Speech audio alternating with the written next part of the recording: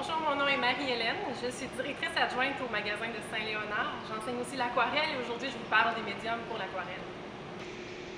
Je vous présente le fond absorbant. Dans le fond, ça, c'est un après qu'on va appliquer sur une surface qui n'est pas prévue à la base pour recevoir de l'aquarelle. Donc, vous appliquez cette couche-là, par exemple, sur un panneau de bois ou un plexiglas.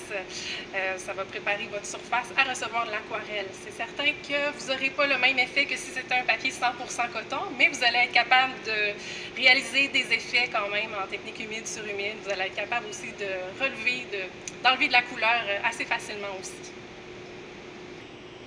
La gomme arabique, c'est le liant de l'aquarelle.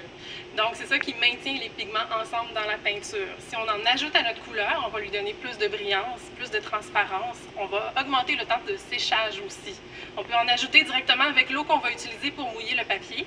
Ça va faciliter son étalement. Moi, je m'en sers aussi pour faire un peu de collage sur mes aquarelles. Donc, ici, on a un papier de riz que j'ai collé avec la gomme arabique, un peu de coton à fromage aussi. Donc, par la suite, on va être capable de repasser avec un lavis à l'aquarelle. On va créer des effets de texture vraiment intéressants.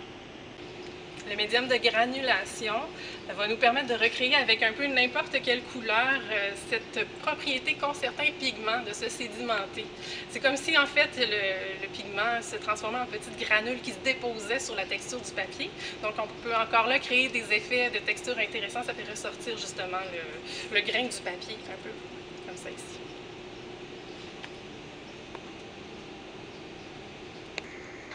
La gomme de réserve, c'est l'auxiliaire le plus connu pour l'aquarelle. Donc, étant donné que l'aquarelle, c'est un médium très transparent, on va se servir du blanc du papier quand on a besoin de blanc, justement. Donc, on doit le prévoir d'avance et le réserver avec la gomme de réserve, justement. Qu'on va enlever par la suite une fois qu'on a terminé de peindre. Donc, il y en a de la coloris pour qu'on puisse bien la distinguer sur le blanc du papier. Il y en a aussi de la blanche, de la sans latex. Maintenant, ça se fait aussi en crayon pour aller chercher un niveau de détail plus fin ou quand on veut juste travailler du dessin plus graphique, plus linéaire. On retrouve aussi maintenant du mortier de structure, comme on l'a par exemple pour l'acrylique. Donc, c'est des pâtes texturantes qu'on va appliquer à la spatule avant de peindre, qu'on va laisser sécher. Puis, comme le fond absorbant, vous allez être capable de peindre à l'aquarelle par-dessus. Il y en a avec une texture très fine, puis il y en a aussi avec un grain un peu plus prononcé. Donc, voici un exemple de ce que ça peut donner. Ici, dans le sable, c'est ce qu'on a utilisé.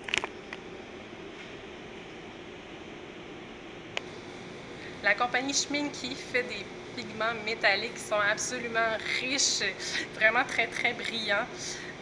Il suffit d'ajouter un petit peu de gomme arabique pour les lier justement, puis pour pouvoir l'étaler sur votre œuvre. Puis de cette façon-là, vous allez pouvoir contrôler vous-même la concentration en pigments. Merci beaucoup tout le monde pour votre visionnement. J'espère que vous avez apprécié les capsules. Bonne rentrée à tous et au plaisir de vous voir en magasin.